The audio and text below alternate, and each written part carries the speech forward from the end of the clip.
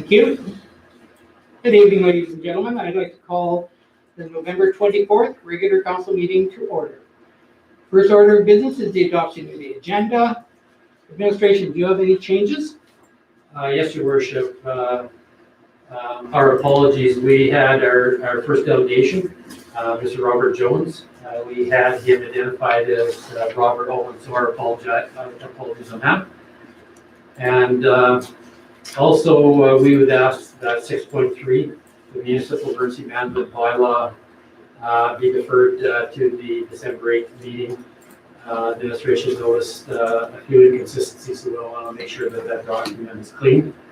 And thirdly, 8.1 under information.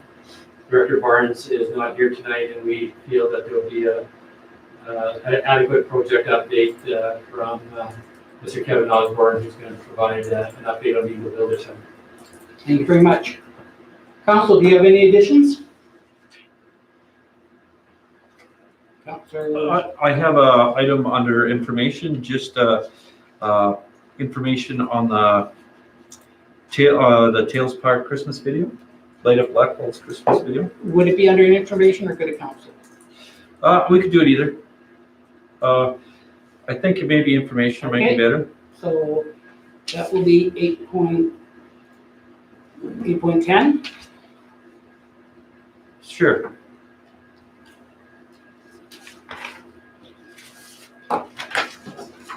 Anyone else on council have anything they wish to add? Not seeing any. Could I get a motion to accept the agenda as amended? I saw Councillor Schwab first. I'll move to accept the agenda as amended. Debate on the motion. All in favor? And that is carried unanimously. So tonight, we have some delegations, and our first one is a gentleman who has been in touch with me twice now. His enthusiasm is very infectious, and I'm really looking forward to have Mr. Robert Jones come forward and give us a presentation on the Citizens on Patrol. Good evening, my name is Robert Jones.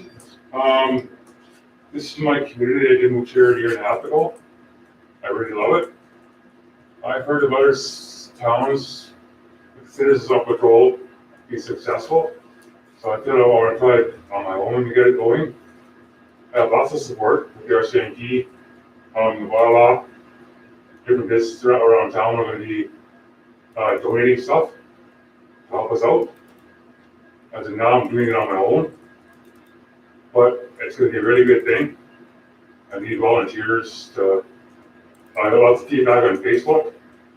They really like it. And I see someone to come up and step forward and help me get set up for volunteering for time. I'm 100% committed to it. I like to feel that people can reach out to me and ask questions, they have concerns. The RCMP too, they may have concerns. And the bylaw can come to me.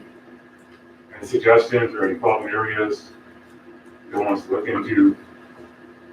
So I believe it'd be a really good thing. Hopefully people will agree with me. I just need some ideas on what how to advertise around town, what we're doing. Maybe somehow to set up a meeting with the town to approach this, and flyers and information, and give them the chance to hear about it if they never heard about it before. So I believe it'd be a really good thing. I really hope to get a lot of support with it. I'll give them 110% to make it work for this town. I love that my community, whatever I can. And yeah, I'll hopefully that's what I'm hoping for. Excellent. That's part of what I got some information here. A little bit of information for it. I have more coming from the head of the Alberta, Garth. He's going to send me more flyers, posters, info, and the mail out this week. As I get it, I'll post it around wherever I'm allowed to post for advertising, to promote it. Yes. That's what I'm really nervous about it, so this is my passion to protect my community, so I got lots of support, so. Thank you very much. for hearing me, and yeah, thank you very much. And we have counselors in here who've been part of that, if not part of that, have been around and it's been here before. Yeah. So I'm wondering if there's any questions or comments right now from anybody on council? Councilor Hoover. Thanks, Robert. I will say that this has been a discussion at the policing committees. We do have members of the committee that in the past were involved with Citizens on Patrol, and I think it's like a lot of communities where you just simply need a champion, and the champions that have been involved in this organization or this effort in the past spent a lot of years doing it, and then, of course, with a lot of people moving and people spend a lot of effort and time with it, that group of people. And of course, that group of people was around when this community was a lot smaller, just kind of went other directions, which is understandable. They committed a lot of time. So I know from the discussions that we've had with the policing committee that essentially we were looking for, or hoping for someone to champion this effort. I think that the desire is there, the experience in our community is there from people that were involved before. And I applaud you and appreciate that you want to actually take on this as a champion, and I have no doubt that there'll be some other community members that are going to be more than happy to get involved. So thank you for your efforts. So I guess I have a question. There is a certain amount of paperwork that needs to be filled out in order to move this type of initiative forward. There's criminal checks. Yep. There's a number of different aspects of it. Have you been given all that information, and do you need any assistance or anything in filling out any of those or helping get those out of the way? Because those are essential to both the RCMP and our administration as they move forward. And I want to make sure that you have enough support and understanding. And I'll ask CEO Thompson if we have staff who would be able to assist in this endeavor as they move forward. Thank you, Worship. Yes, I have been in discussion with Manager Morrison, and he's been assisting Mr. Jones in helping him with the various steps. And I understand that there's been great coordination also with Staff Sergeant Dan Martin as well, helping Mr. Jones out with this initiative. So we're definitely will do anything we can to help move this project forward. Councillor Powell.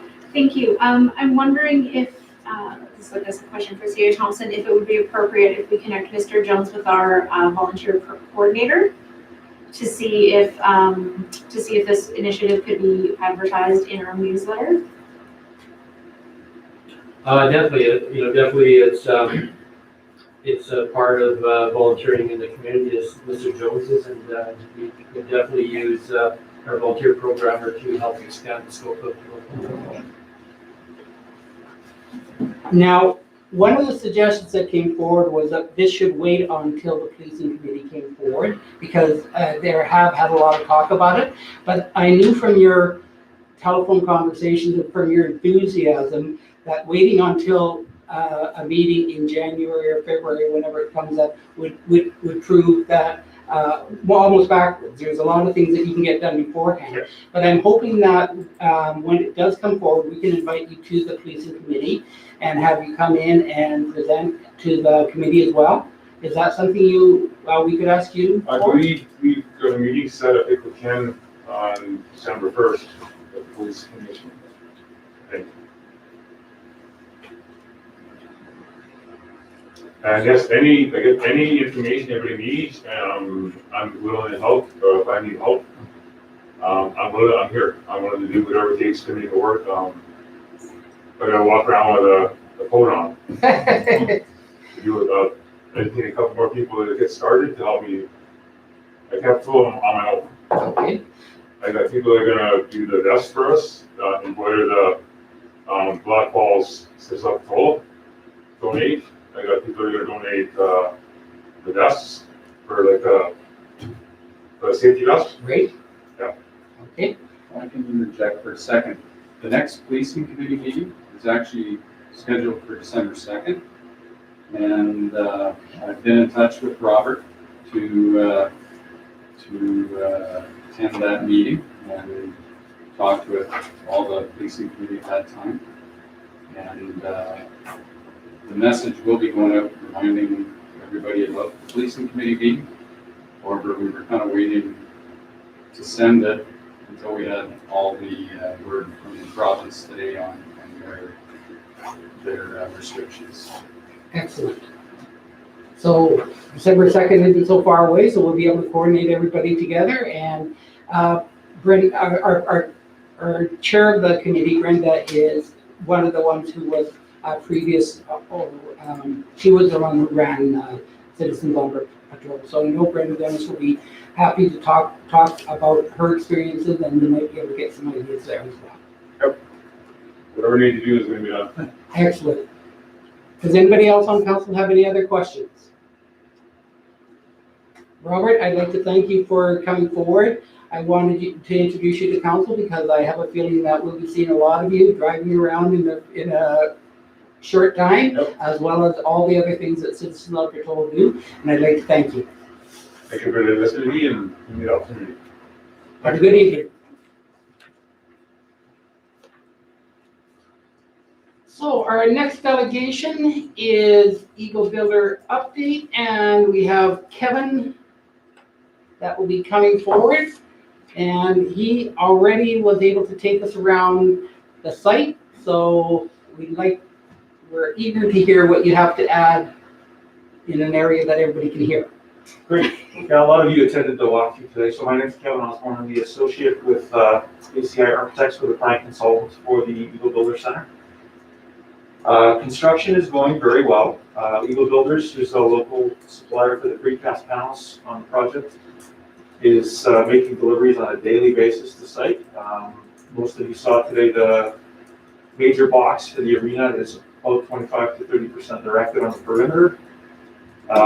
We are concentrating precast fabrication and installation out in the library so that we can enclose the library as quickly as possible to get the trades working on the interior of the building and obviously get roofing going. With the ultimate goal to enclose the building as soon as we can. Should save some costs on heating and boarding and other factors. Underground is complete for the deep underground services for the building, and shallow underground is generally complete within the footprint of the building, including the library space. The junior A space, we're held back on that because we're going to use it as a laydown area for construction.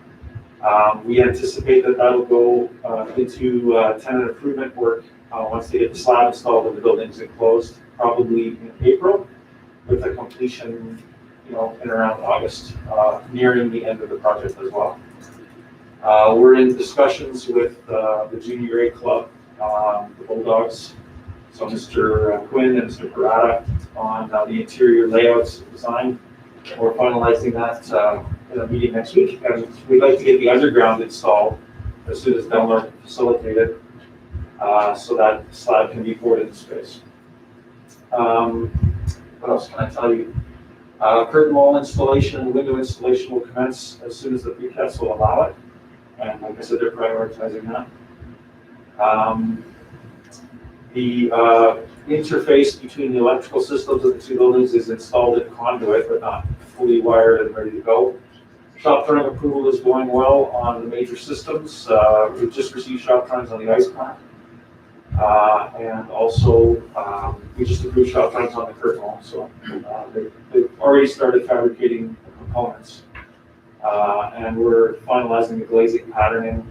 So the pattern that you saw when we submitted for the design development and development permit applications is being created with color glazing.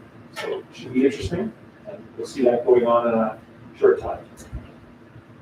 Other than that, really no complaints. Delmar is performing wonderfully. Their trades are performing wonderfully, and Eagle Builders has been helping us all along with input. I think the change from the cast in place and structural post and beam system to the precast system has facilitated the construction. And there's no reason to expect that we're not going to hit the deadline. So, does anybody have any questions? Council, are there any questions? Councillor Taylor. Yeah, not a question, just a comment. Sorry I didn't make the tour. I had planned on being there, but something came up and it required me to be there. So. We can always facilitate another one if you'd like. Oh, okay. We have a regular meeting every 2 weeks. Okay.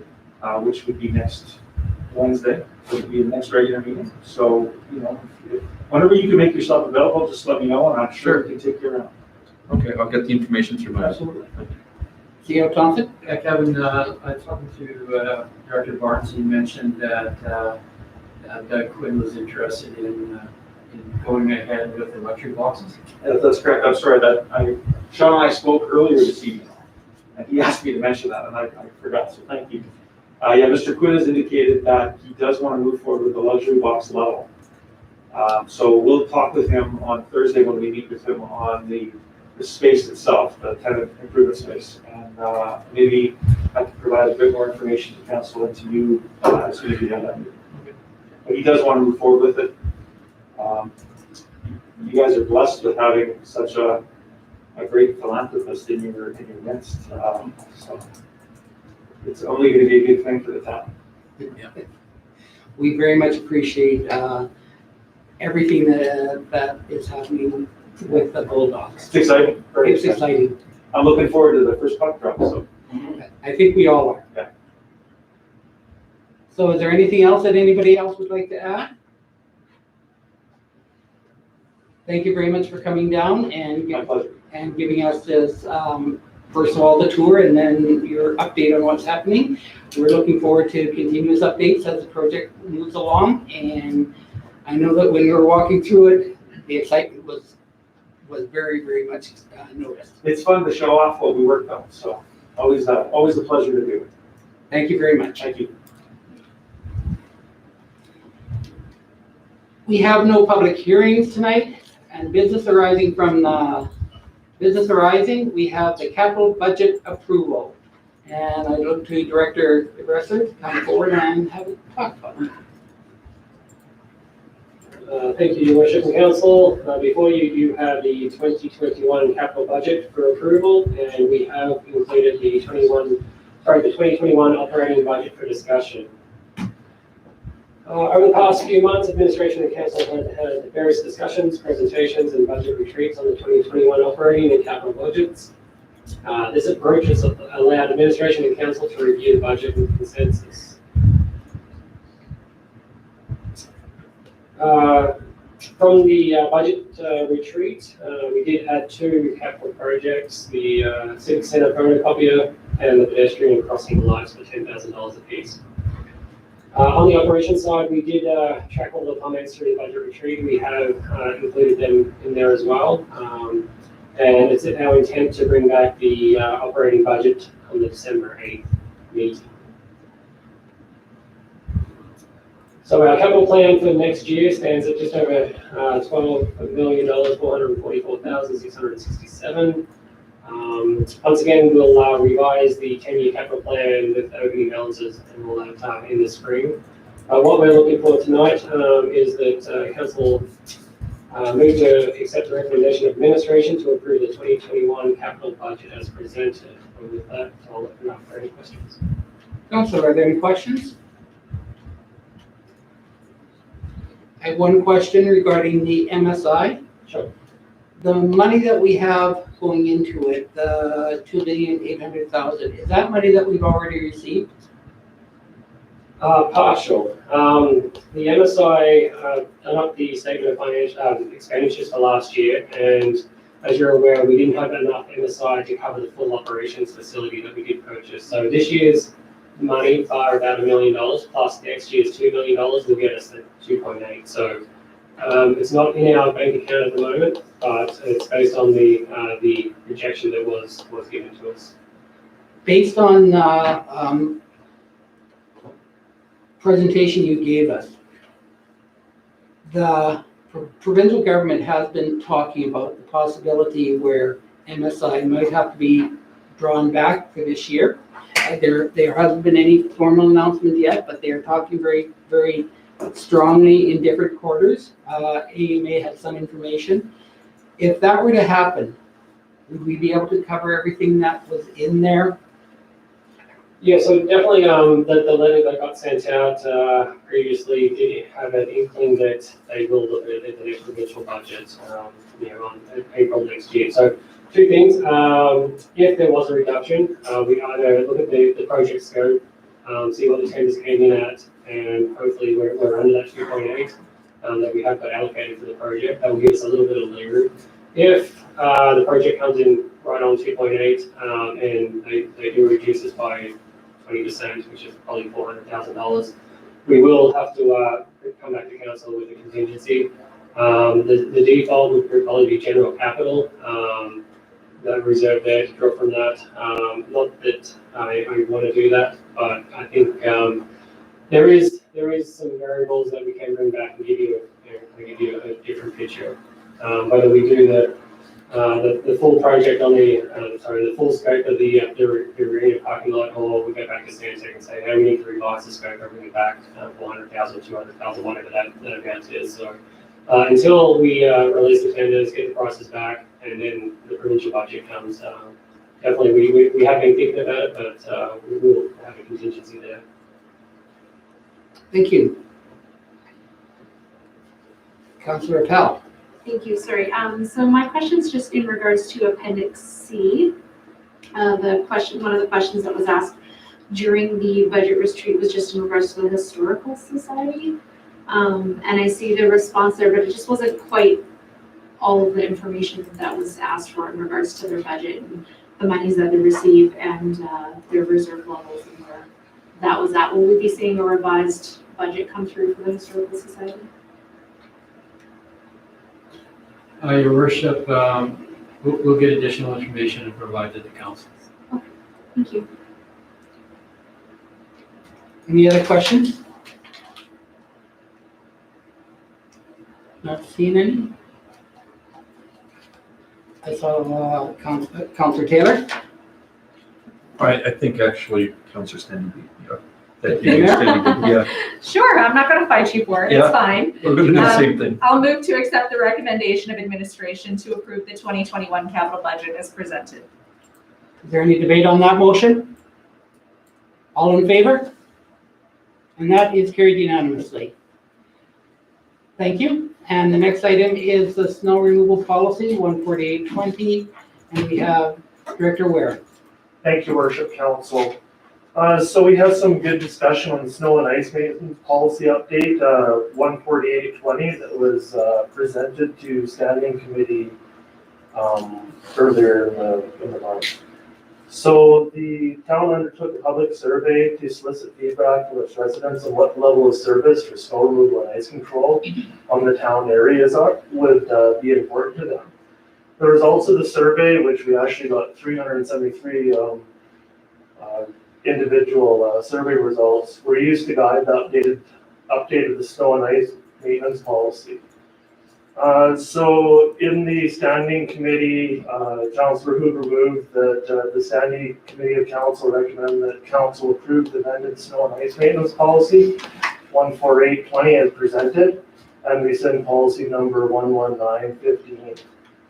So we had some discussions around our current practices, the survey results, and really the reoccurring themes were around, of course, your level of service, as well as priority routes 2 to 6. And there was really a number of policy revisions that we addressed in this revised policy.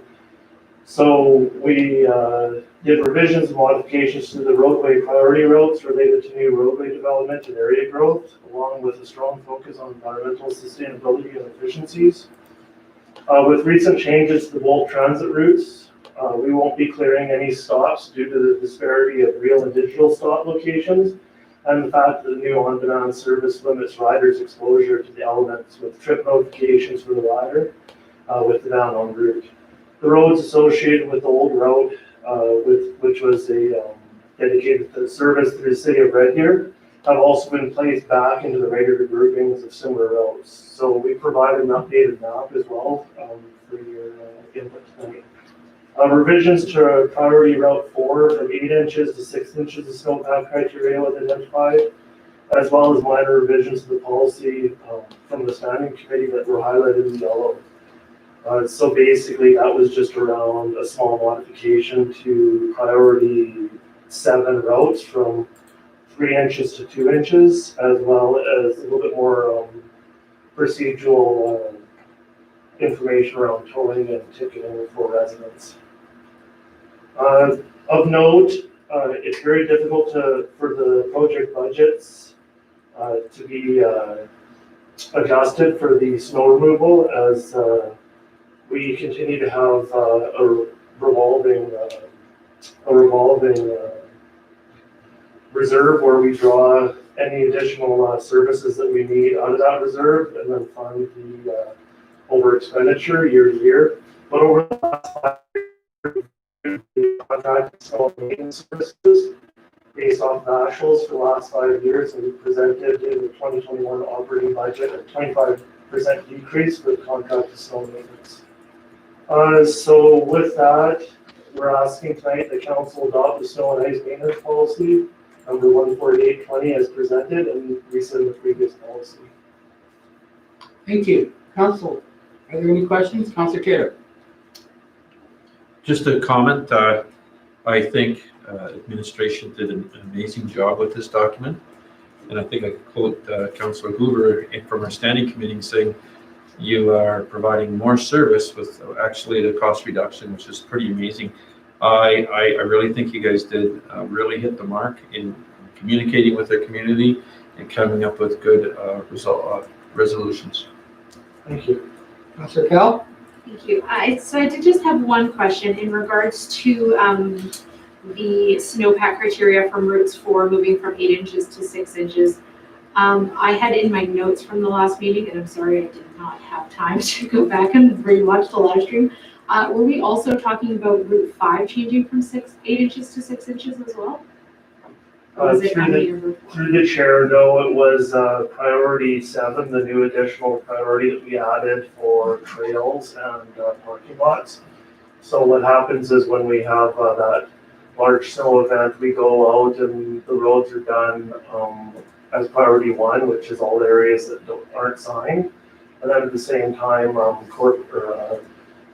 Parks goes out and does the majority of the trails and all the town-owned sidewalks within that period. So that was the small revision. We had 3 inches of snowpack in there, and really we'll never meet that criteria because we're usually doing it, even a big snow event, about 24 hours to 48 hours. It's completed, from the time the snow stops. So.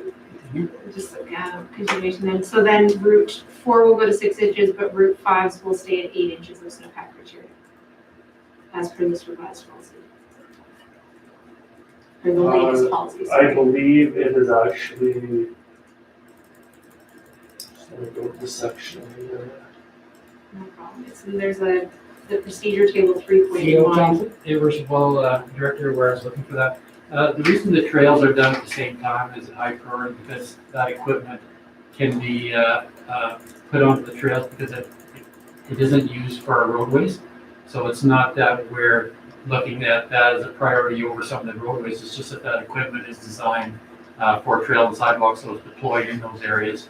At the same time, we were doing some of the initial road clearing. Yeah, no, Okay. and that's totally fine. I had written down that routes 4 and 5 were both changing to 6 inches, so it's just what I wanted clarification on.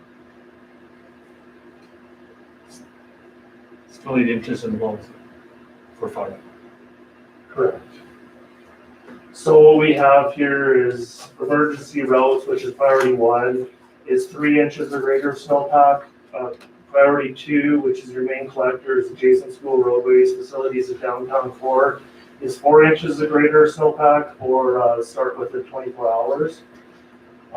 Minor collectors is 4 inches or greater snowpack, which is 3. Priority 4, which is residential through roads, is 6 inches or greater snowpack, and then 5, which is your residential cul-de-sacs, is 8 inches or greater snowpack.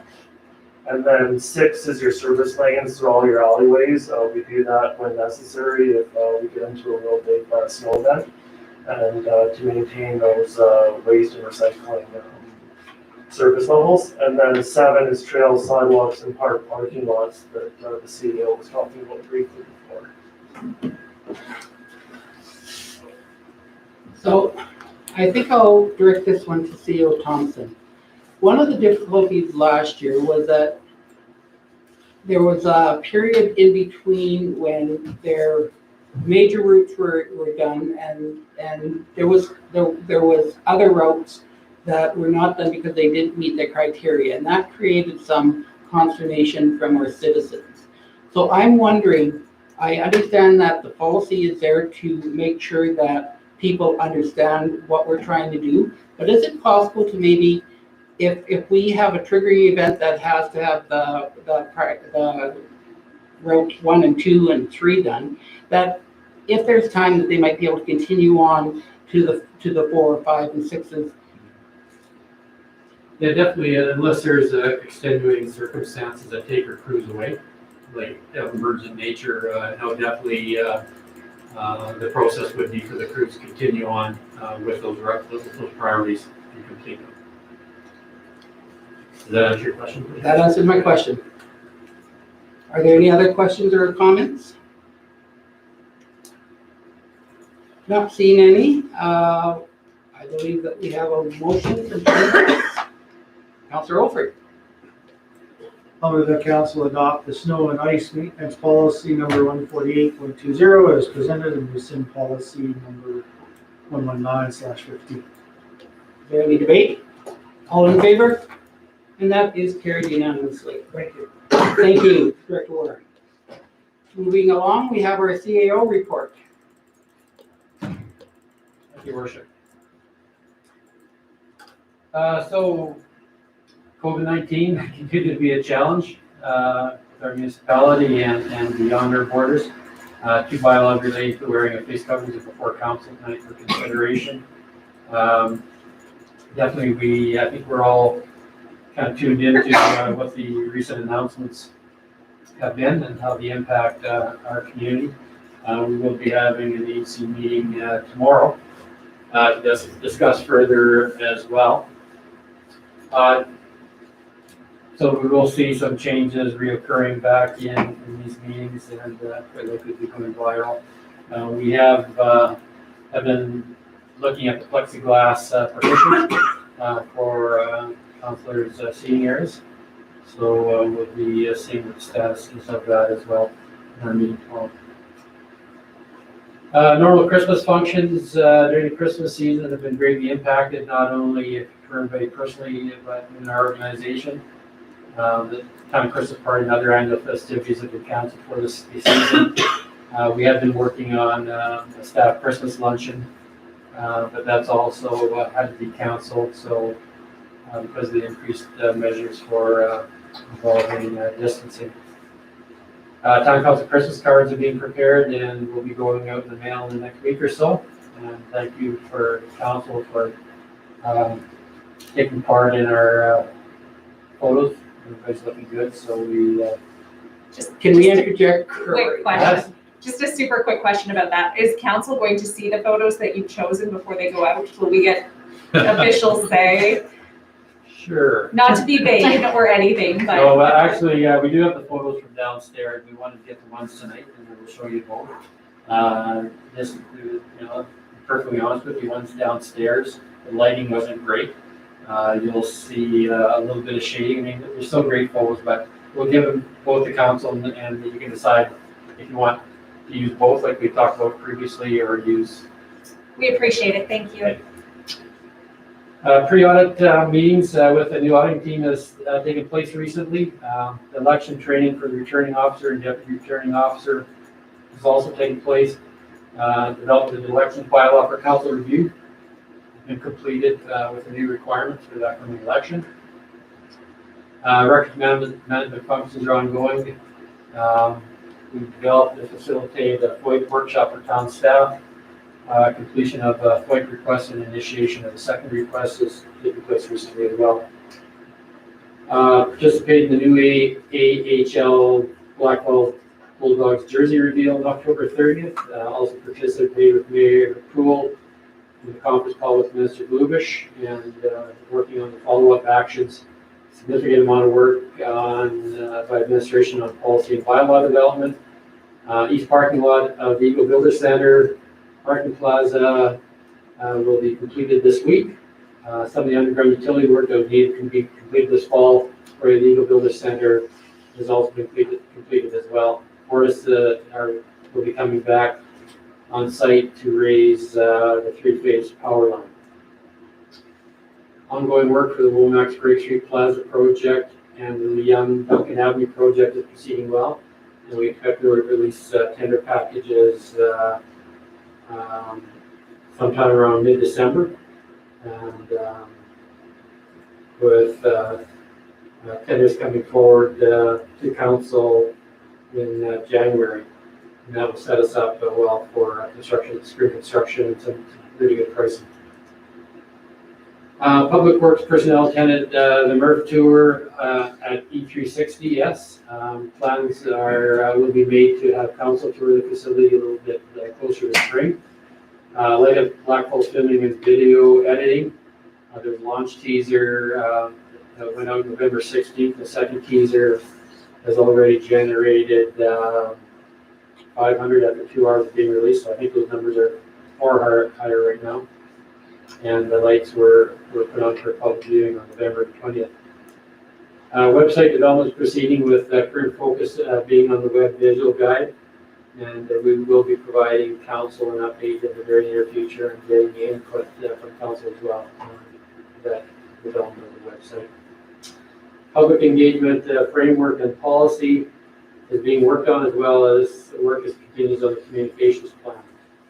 We have a commitment from an interested party to dismantle and remove the community services shed on Great Street.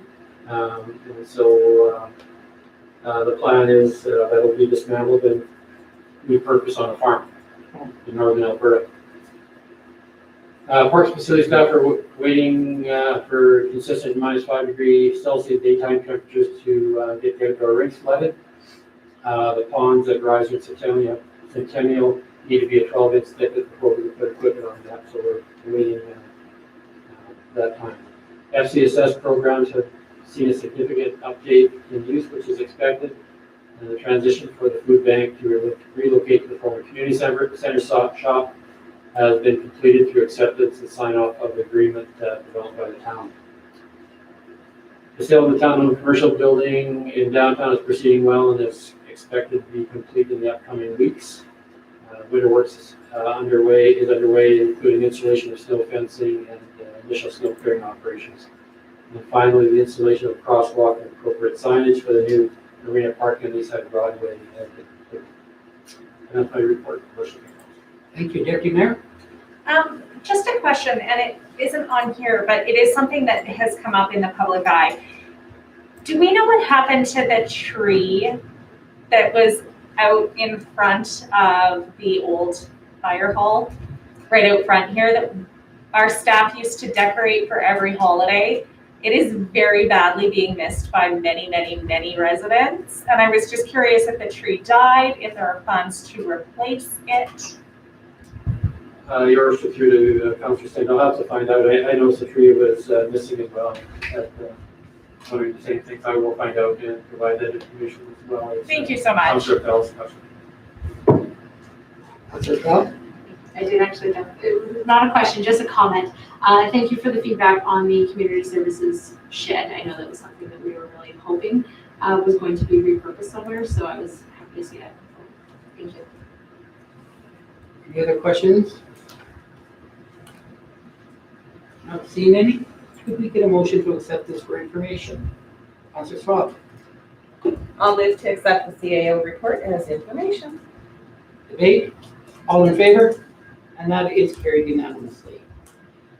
Moving on to business, 6.2, the election bylaw. So standard practice is to review the current municipal election bylaw, ensure it complies with local authorities' election act prior to an upcoming general election, and that election takes place in 2021. So administration has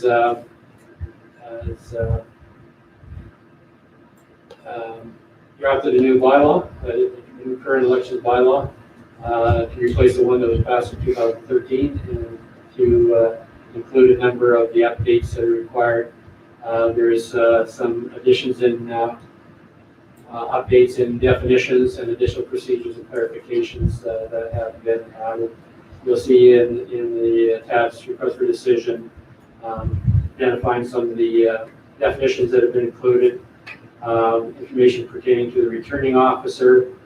There was some terminology that's been updated in the New Elections Act.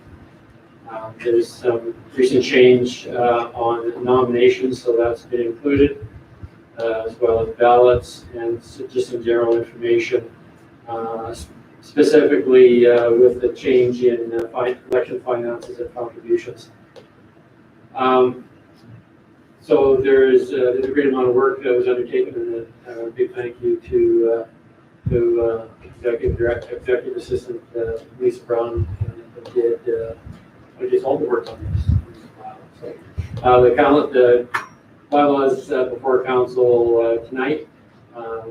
The existing bylaw is also was there for council's review, and if possible, we're looking for all 3 reads tonight of the bylaw. And we can answer any questions that we have related to. Council have any questions? Councilor Taylor? Yeah, just a question about usually when we put the packages together, we provide maps. I know our particular council map is a little bit out of date. Will we be looking at making sure that we have updated maps for that? Are you talking about for signage? Well, yeah, for signage and just for people to see the layout of the town, and it's good to measure if you're having to walk it and figure out things. So Definitely will be providing updated now. okay, thank you. Would that also be covered under our signage bylaw? Yes, it's covered. Yeah, it's covered under land use bylaw. Right. We did have a discussion about that, whether to include election signage in this, but we thought it's best where it exists right now. So I have 2 questions. First of all, with the definition of L and N, what is the difference between the 2?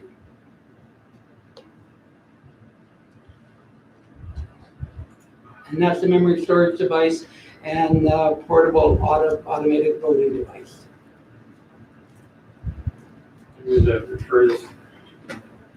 Lisa, do you have that answer? You do? You betcha, Your Awesome. Worship. The difference between these are, we have, the memory storage device is the big component that stores all the votes. The portable automated voting device is what we take if we visit incapacitated voters. If there's an advance vote, we can use that.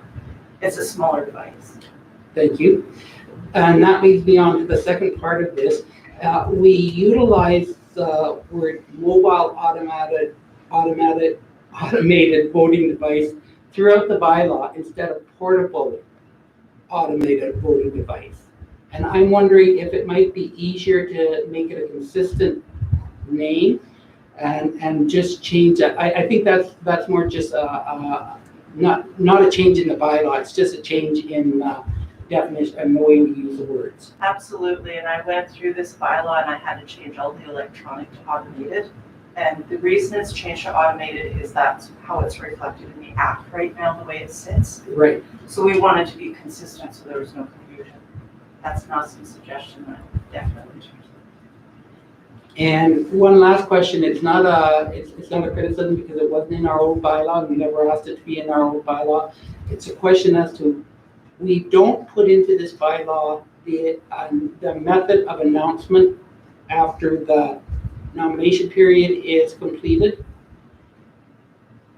And the fact that they have the 24 hours after the nomination deadline to withdraw their name. So we don't have that included in there. It's always been done by the CAO in a very efficient manner so that all candidates know. Is that something that should be in this bylaw and maybe it could come back as an amendment in the future, you know, if it was felt important. But it wasn't in the old bylaw. Right. So when I was reading through it, I was just wondering, is it something that should be? I think if the process that we've undertaken in the past has met our needs, that we can continue to do that, but we definitely will flag it for something that can be added to when we bring this forward again in the future. These council's wishes. Through the Theo Thompson, EA. The reason I left that out is it's covered in the Act. These are just giving potential candidates and people that work for candidates a guideline. Everything else is covered in the Act. And when we put out the candidates package, we make sure that that is addressed very explicitly. Thank you. This is how it's going to be. And we have to follow the Act to the T. It didn't seem pertinent to add it. And it's the same with some of the nomination and the campaign contributions, financial stuff. That all goes into the candidates packages. Because we have no control over any of that. No, we don't. Even when we put application into the minister for changes in the Act. So, and I'm talking about AUMA, not our council. So we have a request for first reading. Does somebody wish to move forward with that? Deputy Mayor. I'm prepared to give first reading to municipal elections bylaw number 1251.20 as presented. Debate? All in favor? Carried unanimously. Councillor Appel? Thank you. I'm prepared to move council give second reading to municipal elections bylaw number 1251.20 as presented. Debate? All in favor? Carried unanimously. Does somebody wish to go ahead? Councillor Oakford. I'll move that council give unanimous consent to all three readings of municipal elections bylaw number 1251.20 as presented. Thank you. Debate? All in favor? And that is carried unanimously. So, Councillor Taylor. I'll move that council give third and final reading to the municipal elections bylaw number 1251.20 as presented. Debate on that motion? All in favor? And that is carried unanimously. Thank you, administration, for bringing that forward. Thank you, EA.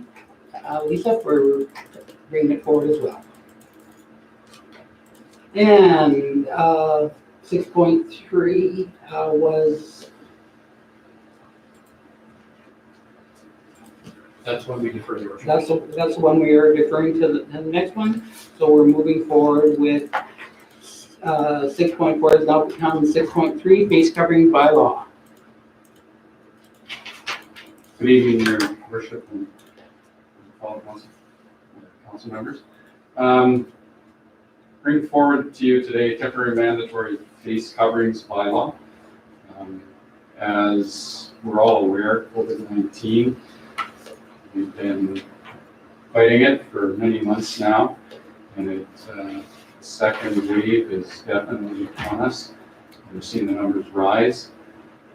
So much so that on November 16th, our county came in the enhanced category, which placed some restrictions on us. And our neighbor to the south, City of Red Deer, one of the avenues they chose to approach was mandatory face coverings. That bylaw was passed last evening with their council. So given that and what we've seen in the months past, we felt it might be prudent for our town to be a little proactive in our approach. We've been very successful, and we've been very proactive and active in the way we have approached COVID-19, and we've always tried to maintain one step ahead of the province. I had expected that the province might be coming forth with a mandatory face bylaw or regulation this evening, but that did not happen. They fell a little bit short on it. putting it into Calgary and Edmonton for mandatory in work areas. There is evidence showing that masks do provide a level of protection. And there's also evidence to show that it's a level of protection both for the wearer somewhat and also mainly for the people that that wearer is around. And of concern is there's many people that don't show any signs of having COVID-19, so they're totally unaware that they may be carrying it. During that time, they have interactions with people, and subsequently the spread continues. And a perfect example of that is currently the province has an increase in the number of cases that they can't determine where those cases came from. And what I mean by that is they're able to trace where an individual got affected by COVID-19, in a school or other areas, but the number is increasing related to those cases that they have no known location where that individual may have caught COVID. With the mandatory mask bylaw, I do realize that it would be difficult to enforce, but I think it would put a message out to our public, our businesses, that we stand to assist and help them in their health. And I know there's debate, but I think overall, council would be seen in a positive light moving forward with a face covering bylaw for the town itself and all other places.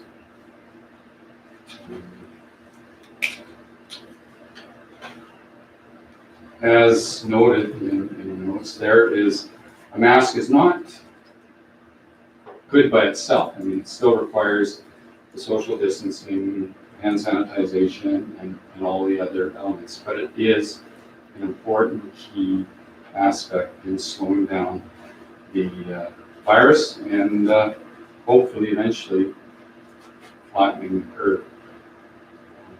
So what administration would recommend is the council give first reading to face coverings bylaw number 1253-20, or the council gives second reading to face coverings bylaw number 1253-20, and the council give unanimous consent to consider third reading of face coverings bylaw number 1253-20, and that council give third and final reading of face covering bylaw number 1253.20. Councilor Taylor? Yeah, I have a question. In the bylaw, it treats everybody as the same. The only thing is what about people with health issues where they cannot take wearing a mask? Have you considered that? Yes.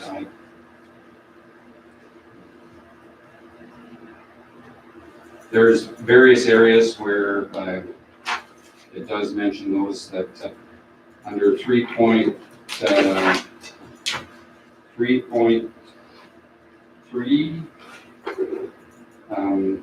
persons providing or receiving care or assistance for mental or physical condition, disability, or limitation, in the face covering would have hindered providing or receiving that caregiving or assistance. Persons unable to wear a face covering due to a mental or physical condition, disability, or limitation, that's 3.3D, or other grounds for protection from discrimination under the Alberta Human Rights Act. Does that answer your question? I actually knew it was there. I just wanted to bring it forward so that people knew that we were there. Okay. Thanks. Councillor Schwab? I appreciate this coming forward. I have spoken with several residents that are for and against this type of mask bylaw. But being on council, also having a daughter in high school, getting emails all weekend from the high school telling me there's COVID in the schools, not just St. Joe's, but also in Lacombe High School. It was great to see this on bylaw, even though high schools, grades 7 to 12, will be at home starting November 30th doing in-home learning. But it would have been great to have something like this sooner, because then we wouldn't be having to close schools and doing in-home learning right away. But that also being said, we have families that are always out and about. At the beginning of COVID, it was one person from the household being out and about. Now everybody's out and about again. And COVID is spreading a lot. So with Christmas coming, now we aren't allowed people in our homes according to the Alberta government. So if we have a mask bylaw, maybe for Christmas, it could be lifted so we can spend time with our families at Christmas. So I, for one, am for a mandatory mask bylaw in Blackfalds. Thank you. Deputy Mayor? I agree with everything that Councillor Scott said. Saying that, I think that the transfer of responsibility by the provincial government in their avoidance of giving Albertans a standardized mask bylaw is deplorable. It's not fair to expect residents to know which community does and doesn't mask as they go about their daily lives. As Laura stated, everyone is out and about now. People are taking their children with them when they go grocery shopping again. Families are going out to eat. Seeing as more than 3/4 of the population is now under a mandatory mask bylaw of one kind or another, it makes sense that we would try to be consistent with our expectations of our residents and follow suit. As well, in the past 5 years, deaths from the flu range from 30 to 92 deaths per year. We are sitting in the middle of November, having only dealt with this since March, and we're approaching 500 people in our province who have passed away from COVID. I think that when we're considering whether or not we're going to ask the public to wear a mask to protect others, we have to put aside our own selfishness, and we need to really consider how this affects other people's lives. 500 families have lost a family member, and it isn't slowing down, it's getting worse. We need to do something. And if masks are the way to go, I say we implement it and we do it now. Councillor Schwab? Also in our community, some of our businesses don't have mask bylaws in their, or mandated masks in their businesses, but they are making their staff wear the masks. They're also having to fight with their staffs to put on the masks. So for us to sit back and let that happen, I don't think is great either. Plus with Red Deer having the mandated masks starting next Monday on November 30th, I believe that we need to follow suit and we need to support our city that's just south of us. Councillor Pell? Thank you. I honestly don't feel that it's within our jurisdiction to mandate how private businesses choose to handle this issue. If they decide to require masks on their premises, that is well within their right, and that's an agreement that they're making with their staff and their customers, and then people have the choice whether or not they would like to support that business. Much like the town, how we are a business and we can decide to mandate amongst our staff and our patrons. It's not fair that we're removing that choice from private businesses that don't want to offer that to their clients. Sorry. As the province released new regulations this evening for these businesses, I don't feel this time they require additional limitations to be placed on them by us. Thank you. Councillor Hoover? Yeah, I'm of a different opinion from Councilor Pell, I feel that this is a public health emergency. This is long overdue in my mind that we've been waffling on this issue, and people that are going into these business, staff that are working in these businesses, maybe the businesses aren't mandating this, but they're still putting themselves at risk, and I think somebody's got to take responsibility for this. I do have a question though. I know that, I don't think it's this bylaw, it's the next one that we're looking at where it refers to penalties. But what kind of powers do we have? Because ultimately, you know, what's the point of having a bylaw that is going to aggravate quite a few people? It's going to please a lot of people. It is going to aggravate others. Where are we drawing on for those penalties, and how's that going to work for us? I'm just trying to understand your question. Where are we drawing on? Well, it refers to it, but I don't see a table that indicates what the penalties are. Or is it going to now refer to other legislation? Under 5.0 of the bylaw we're looking at right now, under fines and penalties, Up to 10,000.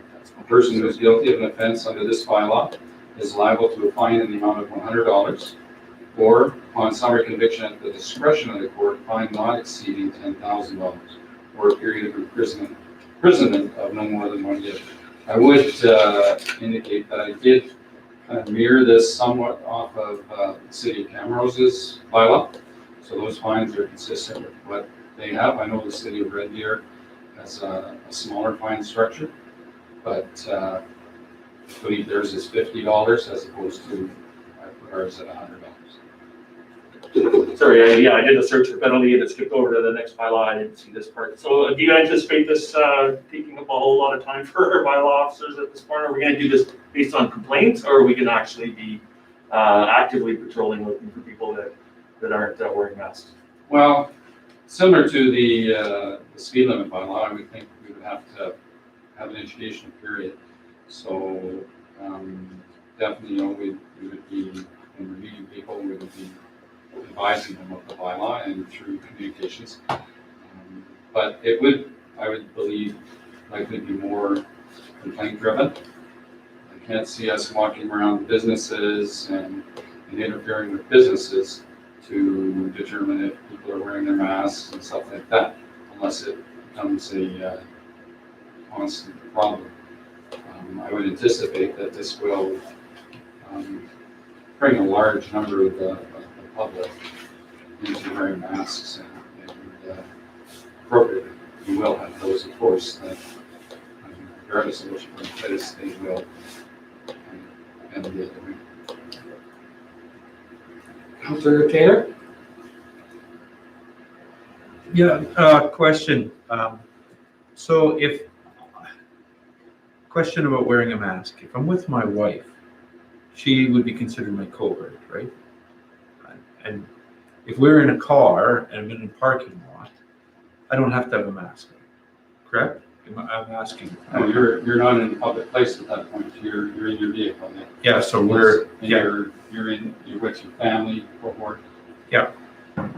So it's only when you step out into public places that people would be having to cover their face, because I think it's important for people to be clear on what's being said here, is that, you know, I think if people are going to go shopping, they're going to go into a public facility, the expectation with this is that you're going to be wearing a mask.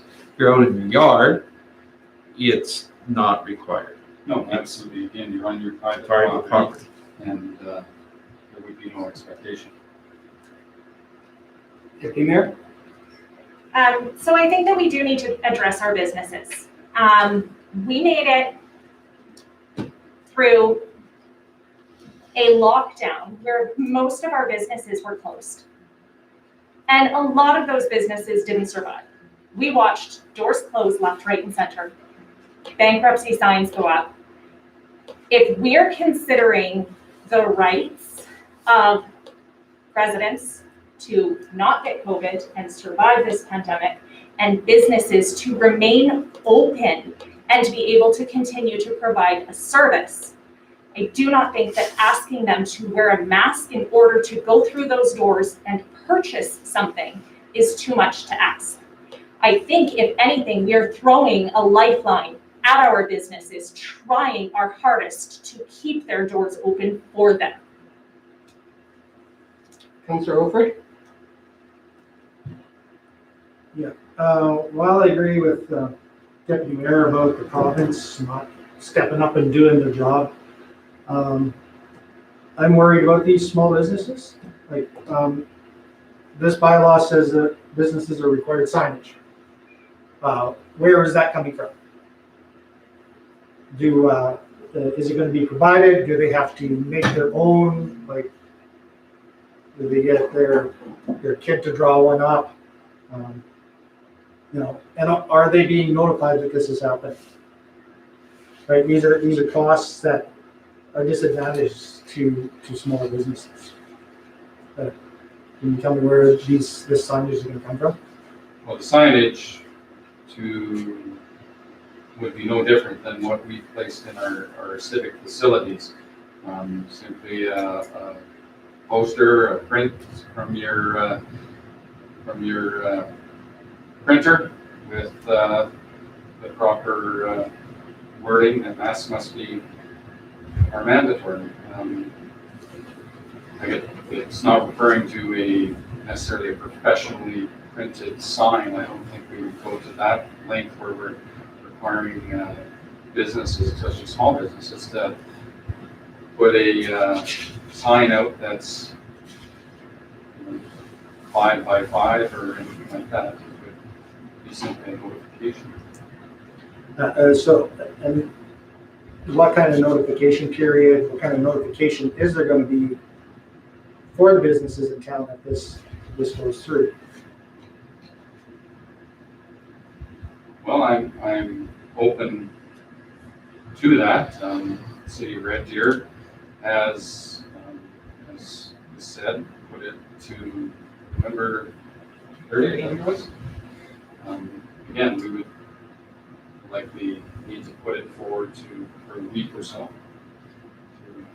I was just going to add to Manager Morrison's discussion. I think that we would utilize our economic development officer and marketing communications people to communicate out to our local businesses. And they have those direct communication routes, and so we can do that. And then on our website, social media posts, we'll send out a press release. So we feel that we get that information out as quickly as possible. So just clarification on what Manager Morrison has said. If we want to have a date initiated, of this being initiated, does that have to be included in the reading of the bylaw? If we choose to have it on November 30th, should we have that included in the motion, or? So we have it right now that it comes in effect as a third reading, so that would take place right away. If council desires, I think it might be good to give a few days to allow us to get that communications out, similar to what the province has done today in their announcements. So what would your recommendation be if a motion were to come forward? I think November, Monday is what date? November 30th. November 30th? Yeah, November 30th. Councillor Taylor? Yeah, I think Councillor Olford brought up a really good point. This isn't a store owner's policy. Most of the policies that have been implemented by the province has come in a sign from the province or a template from the province. And I think it's actually, as a mediation, if it shows that the town of Blackfalds has imposed this, it should come as the town of Blackfalds imposes this, not that store owner, because then he doesn't have to explain it. We have to explain it. We're the ones making that judgment, not the store owner. I agree. I think we have a responsibility to provide that information. I agree. It is also easy to print off a sheet of paper, whether we supply that paper or just give a digital copy. Most businesses have no problems doing that. I think we would probably have it on our communication site, the proper verbiage and everything through our mark-on unit there, and it would be available for printing. That's what I would expect. Absolutely. Deputy Mayor? Two things. First of all, I was going to suggest the same thing. The government of Alberta already has on their site the papers that you can print off stating that business is closed. If we just changed it to make sure that we have the Blackfalds logo on it and we put it on our website and we make sure that Marcom does a good job of getting it out there, that should be sufficient.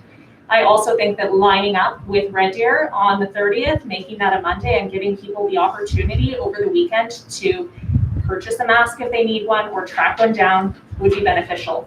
Also of note, for months now, we have required thousands of children across the province to wear a mask every single day. I do not think that it is a hardship, also asking adults to do the same. Councillor Cal? Thank you. I did notice that we're calling this a temporary bylaw. However, it doesn't appear anywhere that we have a date to review it. I noticed there is a repeal clause at the end, even though it just says should circumstances warrant. We don't have specific circumstances, but I didn't see in the preamble anywhere a date to review. You are correct. In that there is not a date specific. Simply there is a repeal area there for council to rescind it, should they deem at that time is required. CEO Thompson? Your worship, we did discuss that, whether or not to put a timeline in. Some of the municipalities have done that, but we felt having it repealed upon changes in a situation would be serve us better. So should the situation arise that it's no longer needed, then we would simply bring this back to council to review. Councillor Olford, and then back to you. No, that was my other question, was there's no sunset clause in this. Councillor Cal? Thank you. Then my question is just questioning the use of the word temporary if there is no timeline associated with it.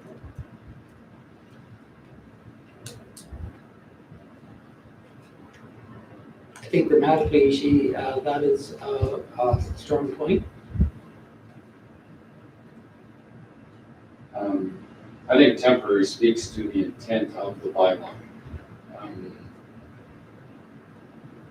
Without necessarily putting a date on it, it speaks out that, this is temporary and the town does intend on eventually repealing it.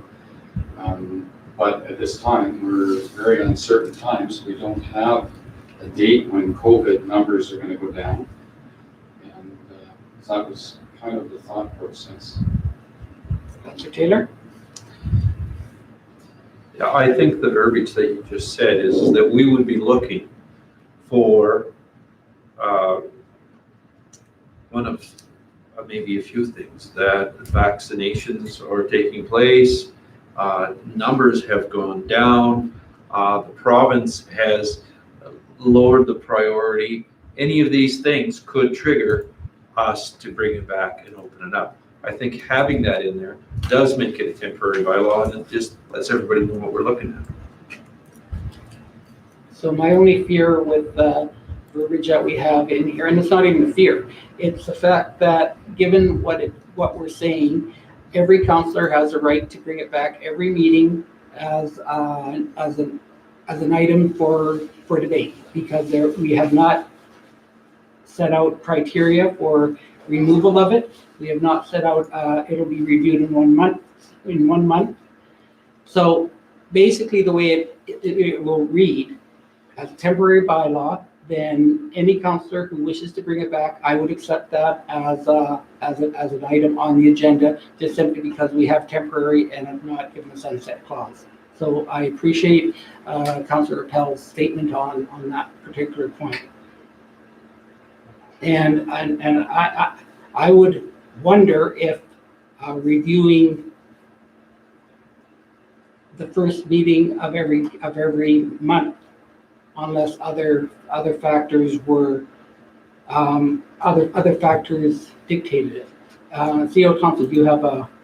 Your worship, I'm just thinking as you're speaking that the subject could come forward to the emergency management committee for discussion at their meetings and recommendation. If there are any changes to be brought forward to council at the next meeting. Except respectfully the way it reads, then if we put temporary up there, then I think every councillor has a right to bring it back anytime they wish. Oh, for sure. And as long as we're prepared for that. Councillor Schwab? I'm just wondering if we should put a timeline like Red Deer did for March the 1st, 2021. And then if we do need to extend it, we could. Then at least we have a date in there and everyone has an idea of what's going on.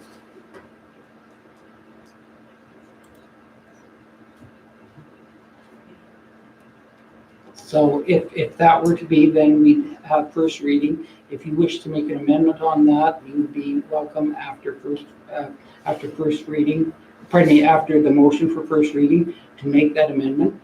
I guess I'm wondering if March is a long ways down the road and things might happen before then, a vaccine might be rolled out. So would we want to go that long? Deputy Mayor?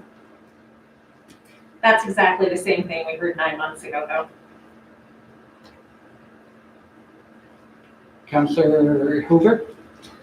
Yeah, I think that one of the reasons why we can do this confidently is because the city of Red Deer is following this path and we are modeling ourselves a lot. I don't see any problem with aligning ourselves. It's just like the idea Councillor Taylor said, the business owner can now deflect and say, look at this as a bylaw, this is the town of Blackfalds. We have a lot more legitimacy and influence. I think the fact that we are doing this alongside the city of Red Deer, I would have no problem aligning even the dates with it if that was the case.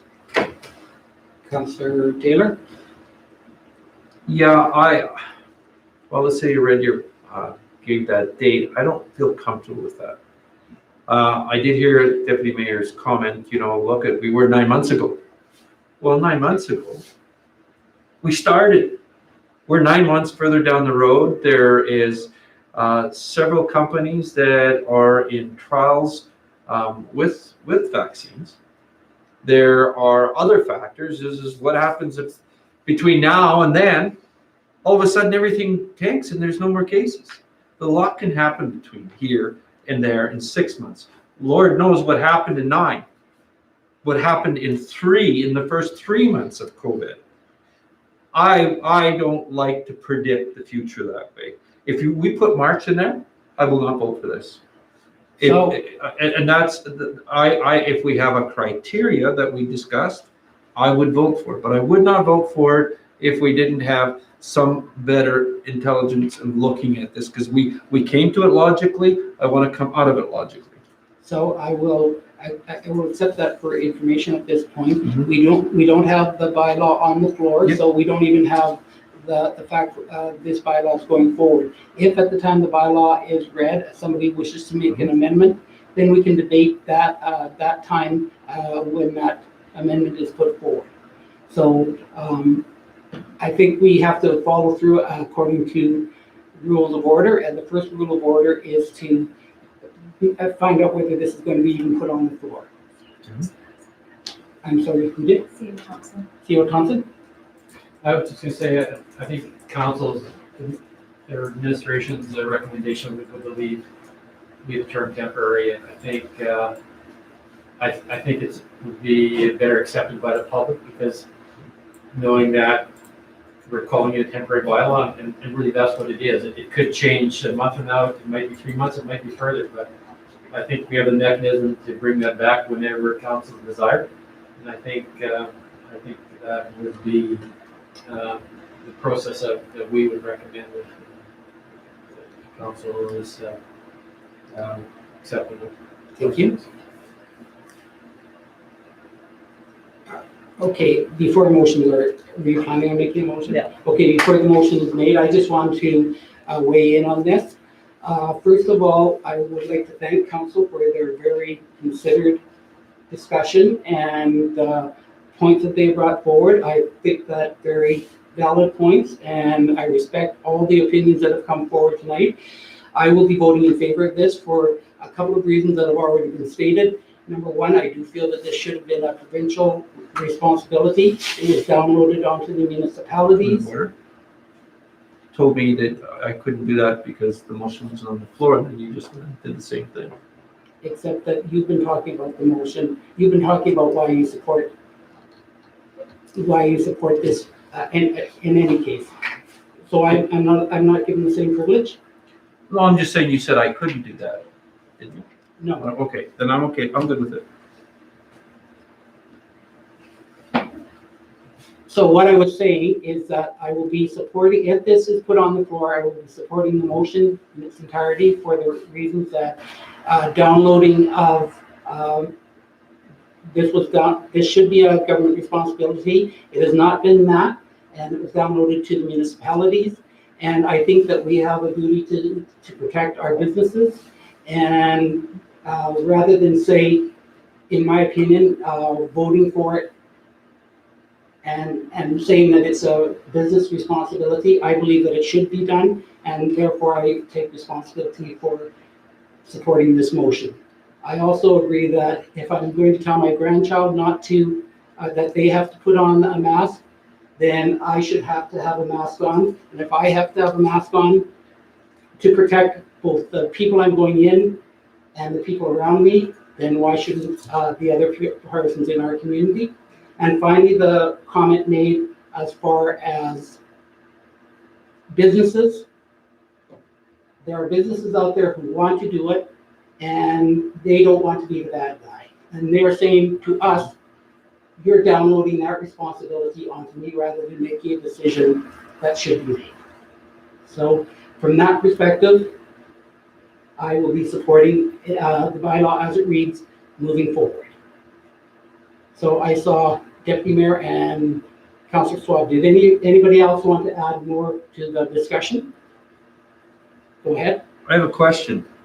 Have we decided whether we're going to, before we go forward, to amend it for a sunset clause, or as it is, or we're waiting to the person Okay, makes the motion? Robert's Rules of Order read Okay. very clearly that you have to have a motion on the floor before you can Okay. make it amended. Okay. If you want, we can go back to Robert's Rules of Order. No, that's fine. I'm not, I would, no, I'll just wait. We'll If go an through the amendment process. is made for a date, Go ahead. then we'll discuss that. So, Councillor Swab? I move that council give first reading to the face coverings bylaw number 1253.20 as presented. That motion is accepted. Is there any debate on that motion? Councillor Over? I'd like to make an amendment to that motion to add a sunset clause to review first council meeting in January. The motion on the floor is the amendment to have it on the first meeting in January. Is there debate on that motion? Not seeing any? All those in favor? Opposed? That motion is carried, so the bylaw moving forward will read that it will be amended to read and there will be an inclusion in it in the appropriate place instead of a temporary bylaw, it will be a bylaw until January 1st, 2021. The first meeting. First meeting. First meeting? Yeah. Thank you. Then the first meeting, Because I don't think we're meeting on New Year's Day. the first meeting in January. Does everybody understand? Okay, so we still have a motion on the floor for the first reading. All those in favor? Opposed? That is just carried. Deputy Mayor? I'm prepared to move that council give second reading to face coverings bylaw number 1253.20. Debate? All in favor? Opposed? And that is just carried. Is someone prepared to move to Councillor Hoover? I'll move the council give unanimous consent to all three readings of face covered bylaw number 1253.20. Thank you. Debate on that motion? Councillor Olford? Just a comment, since this is the way it's going, I will be voting in favor of this, just so it doesn't get delayed, because I don't think things are gonna get changed. Thank you for that input. Deputy Mayor?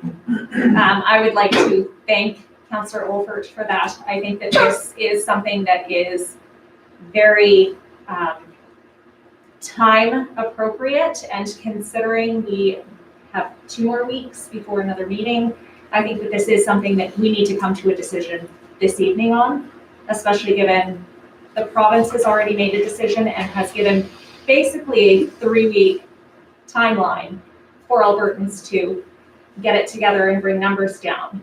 Do we really want to wait another 2 weeks before we make a decision on this? Thank you. Any further debate? Just to Go ahead, Councillor Taylor. Yeah, I hate to impose things on people. I believe in the Charter of Rights, and the Charter of Rights says when it comes to people's safety, you do these things, but you do it carefully. And I think that's what Jason Kenney said today also. I vote in favor of this bylaw because I do know that this is a safety item.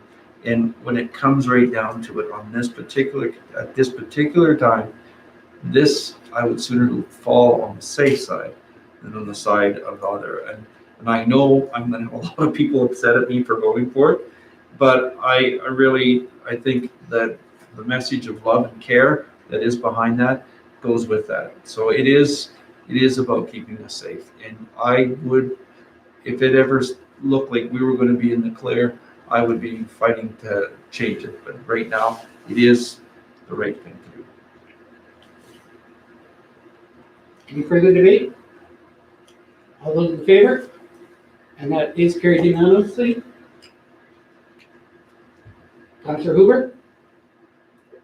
I'll move the council give third and final reading to the face covering bylaw number 1253.20. Debate on that motion? All in favor? Opposed? And that motion is carried. Does administration have sufficient information as far as the amendment goes to move forward? Yes, sir. Moving on to 6.5, civic facilities-based bylaw 125-420, 1254-20.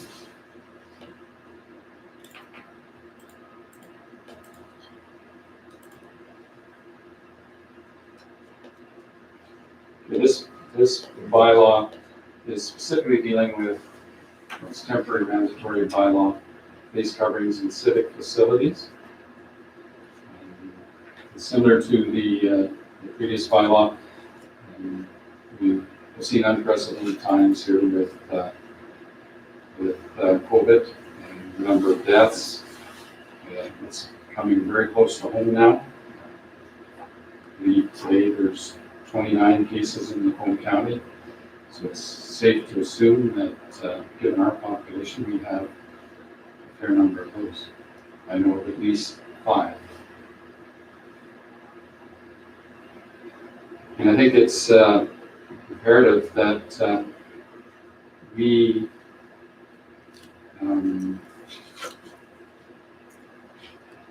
maintain the health and safety of our staff and of those that are coming into our facilities.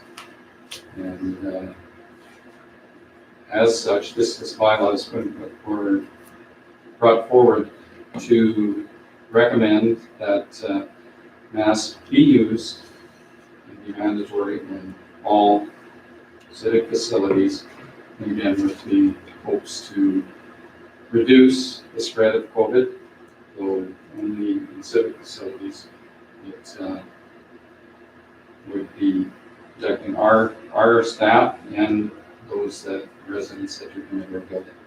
Now, having said that, the previous bylaw covers this as well as in public places.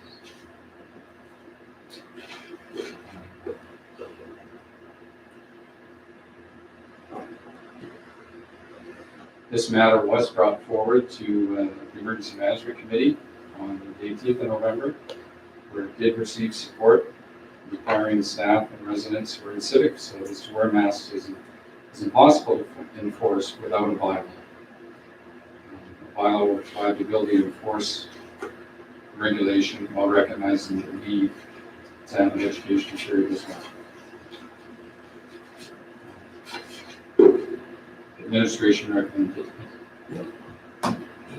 Yeah, you can finish your presentation. Administrative recommendation to the council give first reading to face coverings in civic facilities, bylaw number 1254.20. Council gives second reading to face coverings in civic facilities, bylaw number 1254.20 as presented. Council give unanimous consent to all three readings to face coverings in civic facilities, bylaw 1254.20 as presented. Council give third and final reading to face coverings in civic facilities, bylaw number 1254.20. Councillor Powell? Thank you. So my question is this bylaw redundant as the previous bylaw was passed? Yes, I believe it would be with the first bylaw in place. It would cover public facilities. CEO Thompson? That's right, Your Worship. So what We would, did put both bylaws in the event that the other one did. so what would your recommendation be in moving forward? With that, we not proceed further with this bylaw. Do you want this just accepted for information then? Sure. That's good. Covers the information.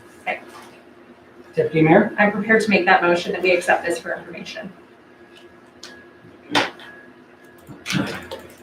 Thank you very much. Debate on that motion? All in favor? And that is carried unanimously. So moving down to 6.5, FCSS Board resignation. Thank you, Your Worship. At the November 12th FCSS board meeting, email was received from Melissa Selman to resign her member at large, term effective immediately. And bylaw number 1221-18 states the board shall consist of 2 council members, a minimum of 5 to maximum of 7 members at large appointed by council, which shall be residents of Blackfalds, and a minimum of 1 to maximum of 3 members at large who reside in Macomb County. Resolution was received from FCSS board. With the resignation, there remains a total of 7 board members, including a Macomb County representative on the FCSS board. As our intention previous years as volunteer applications are received, they will be looked at a candidate for any board vacancies that exist. The resignation letter from Mrs. Sullivan is attached and due to her employment requirements. Therefore, we're looking for council to formally accept the resignation of Melissa Sullivan from the FCSS board effective immediately. Thank you. Any questions? Councillor Oakley? I'm prepared to move. Go ahead. Under that council moves to formally accept the resignation of Melissa Sullivan from the FCSS board effective immediately with regrets. Debate? All in favor? Carried unanimously. Moving on, we have no action correspondence, information. 8.1 has been removed. Moving on to 8.2, report to council, Macomb County FCSS funding. Good news.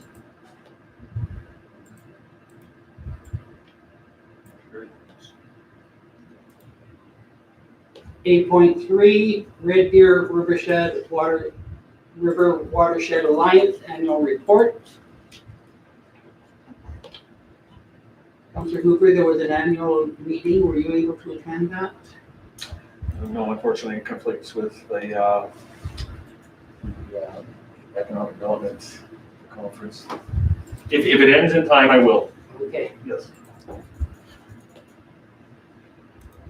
8.4, Government of Canada Prime Minister's Educator of the Year Award. Deputy Mayor. So normally I wouldn't. I would leave this up to schools to do their own nominations, but given the circumstances of this year, I think that our schools especially could use some good news. Would it be possible to reach out to all of the principals of the schools in our community and ask them if they have someone that they would like to see recognized and support them in making those nominations? CEO Thompson? Definitely, Your Worship, we could easily do that. Thank you. So just to be clear, you want administration to reach out to them and then it would come back to council for us to nominate it, or what was your hope? Yes, if we can make that fit into the timeline, if they are prepared to nominate one person per school, I don't necessarily feel that even needs to come to council. I think that administration could go ahead and put those nominations in for us. I trust their judgment. Okay. Is that sufficient information? We can, it's pretty tight turnaround with January 12th. We can try for that. I would appreciate it. Thank you. FCSS meeting minutes, October 7th.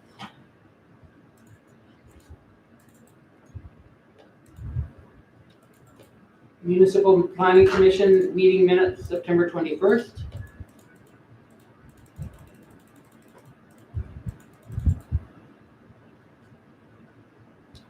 Municipal Planning Commission meeting minutes, October 19th.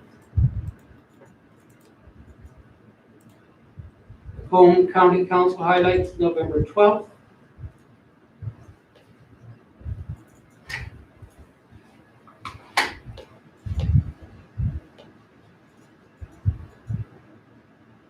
And the City of Macomb Council highlights, November 9th.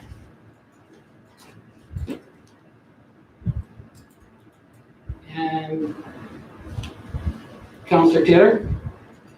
Yeah, I had sent everyone an email just regarding the video, which was done very well, regarding the light up Christmas, the lighting up of the park.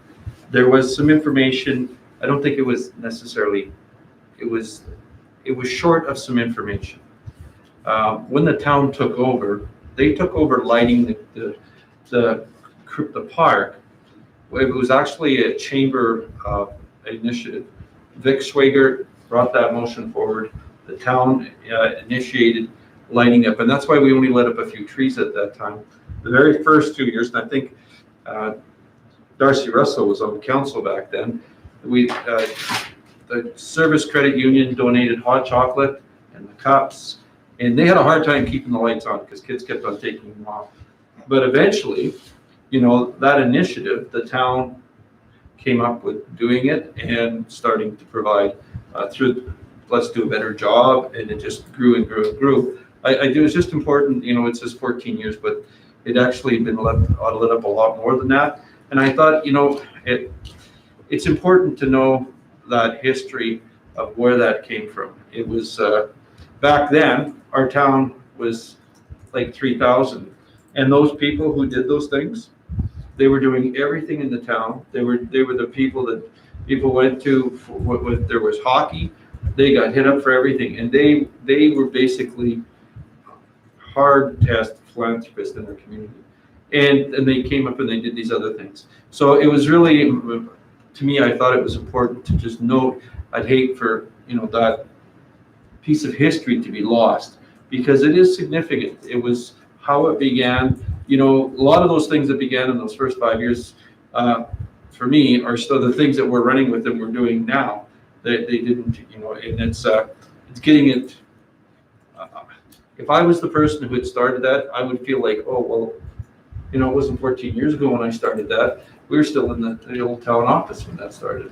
If I remember correctly, Darcy Russell was there. And I could get those exact dates, but I contacted both who was then the president of the chamber and the person who had actually been the ringleader of it, and talked to him and said, hey, you know, I want to let you know, I'll bring that history up so that people were clear that, you know, it wasn't unintentional, but, you know, how it had happened, how that started.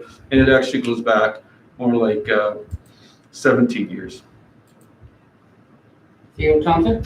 Your worship, I think I did get that email from yourself, Counselor, and, definitely, the town's light up event, has taken a different turn since 2007, development of the park. But we fully realize, the contribution of the residents of the community. One of the things that we've talked about is administration. We have Throwback Thursday, this week, and we can mention how Light Up Blackfalds took place in previous years and how those commitments were made by the chamber and the service and those folks. And just add some of that information to light up excitement that we've got over the last few days, so we'd be more than willing to do that. Thank you.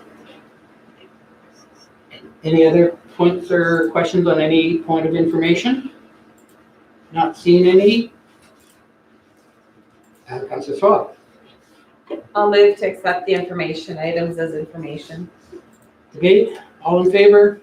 Carried unanimously. Moving through to the round table, and we'll be starting with Councilor Olford and moving to the right.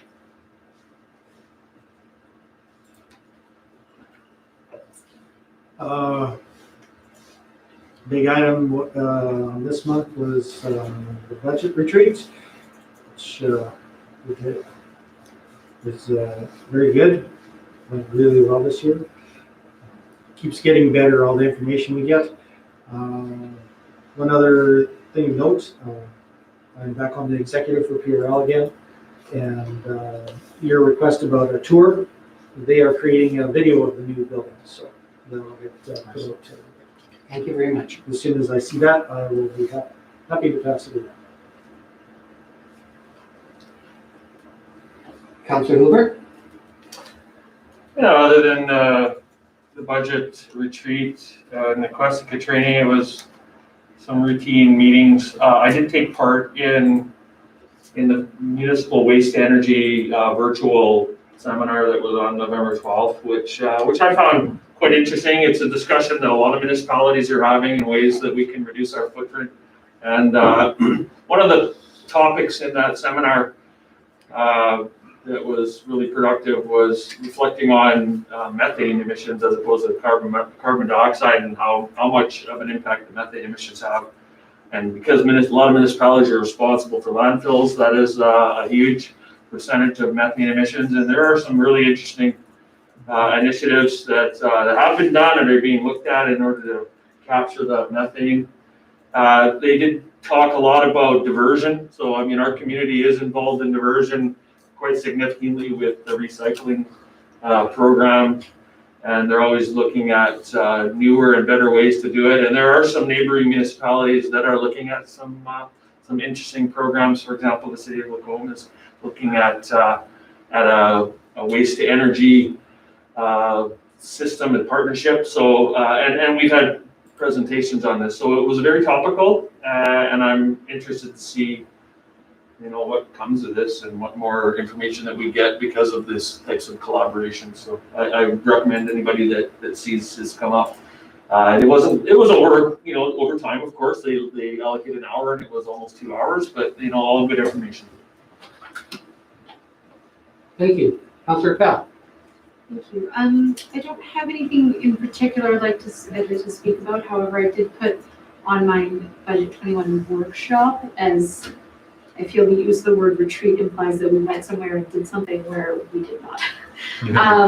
Other than that, yeah, just the majority of the meetings are going virtual, and I see that happening, that number increasing significantly over the next months. Thank you. Deputy Mayor? As I have stated in previous months, it is all there. Any resident that has any questions, feel free to reach out to me and we can have a conversation. Thank you. Councilor Schwab? I attended all my regular meetings, but there's one thing I wanted to speak on that I did not include in my council report because I did it as a resident of our community. I attended the building event over at the elementary school, the playground, twice in the month of October. One day it was really, really cold and the other day it wasn't. But the reason why I'm tying this into my council report is the town had donated money to one of the schools that ended up getting school build. So for the playground, so it ended up going to the elementary school. Plus the provincial government also gave money to our playground build over at the elementary school. And I just want to thank all the volunteers that helped build the playground. It's our very first wheelchair accessible with autistic component playground at any of our schools in Blackfalds. And if you haven't had a chance to go check it out, please do so. Lots of residents and community members, as well as builders who helped, from businesses, some of our town staff, and anybody else who helped build. Thank you so much. All those kids absolutely love the playground. I cannot wait. My daughter's older now, so she doesn't attend that school, but I cannot wait to take my child over there and let her play. She did help for a couple hours build the playground as well. So it was great. Thank you so much. Thank you. Councillor Taylor? Yeah, I basically attended, I guess something different for me is I attended the ARPA conference and workshop, which was the rec. I've never been to a rec workshop. I was there, the mayor was there, and a few members from our board and staff, and it was interesting. It looked like it looks like it would have been really a nice place to attend, but it still was quite good. A lot of value for me, I think, personal value in certain ways. Interesting seeing the culture component of it with several Indigenous people that were speakers, and they were all over. The one guy with the tattoos, though, I mean, he had it made. Like he looked like what's the Dwayne Johnson. He was a massive guy, and what a really good speaker he was. When you go down, you can see that on October 27th, that was the day when I had my eye surgery, and I couldn't see the print. I couldn't see, and I had a massive headache, so there was no point in me coming. And I had a headache for a few days. That surgery was not as easy as the last one when it comes to pain. But other than that, the rec board meeting and everything else is there. Thank you. For myself, again, continuing education with MW Shares.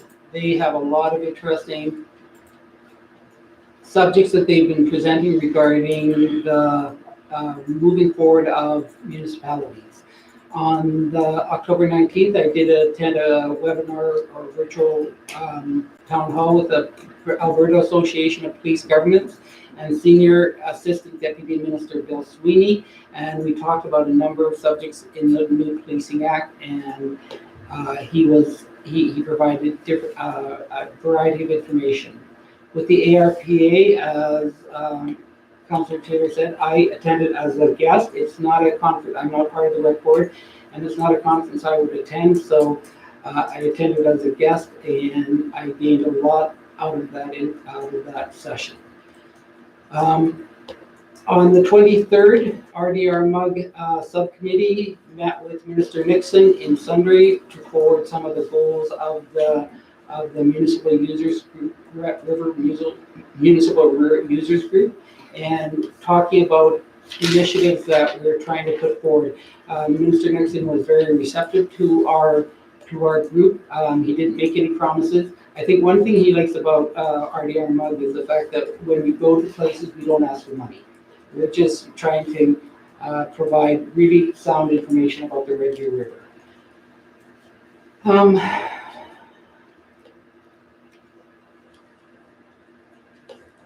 On October 28th, the Blackfalds Attraction and Retention, Medical Professional Attraction and Retention Committee meeting. We're moving forward with that committee, and I think that the initiatives that are happening will continue to be of value to the community, and it's a very strong committee chaired by with a couple of members.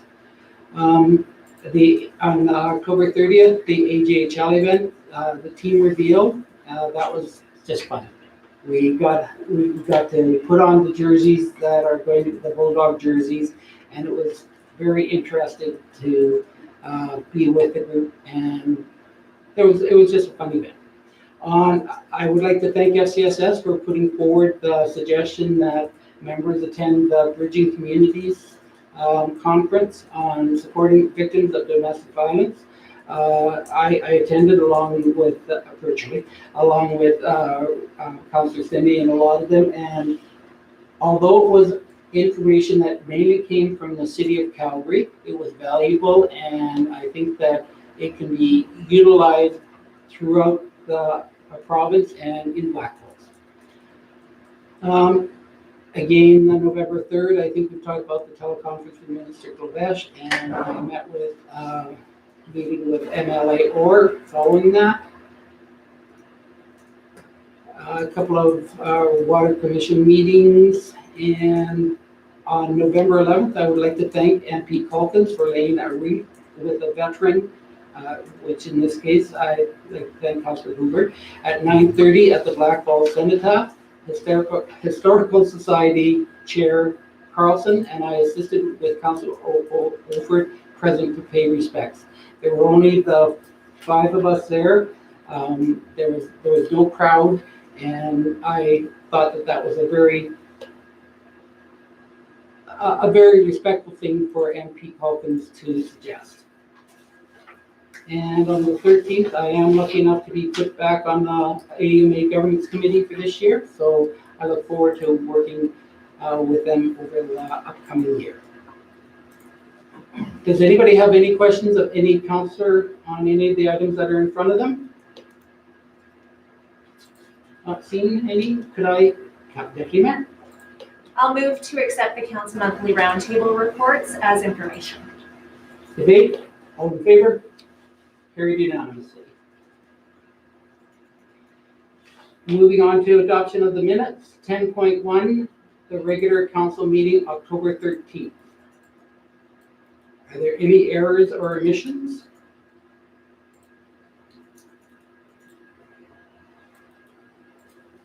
Not seeing any. Does someone wish to make a motion? Councillor Olford? I'll move to accept the minutes from the regular council meeting of November 10th as presented. Thank you. Sorry about that. I think I said the wrong date on there when I was reading that. So that is the November 10th meeting. And all those in favor? And that is carried unanimously. And minutes from the November 9th Standing Committee of Council. Errors or omissions?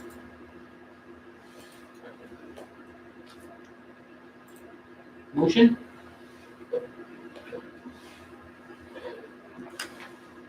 Councillor Hoover? Now I'm saying the November 16th, so just as a correction from what you said, I move to accept minutes from November 16th, 2020, Standing Committee of Council. Thank you.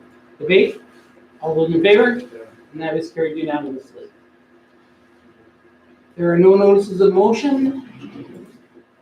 For the good of the council, there are 2 magazines that are going to be put into the reading tray. One is the Watershed Alliance annual report, and the other one is the Environmental Science Engineering magazine.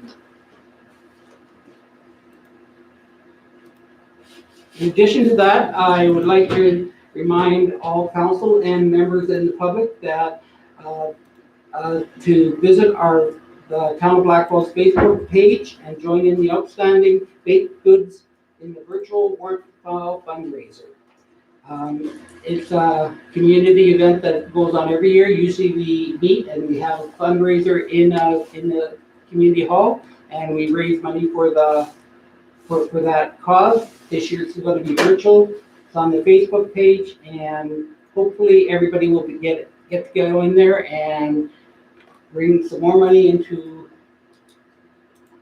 some wonderful baking goods that are being offered. Anybody else on council have anything else that they wish to add?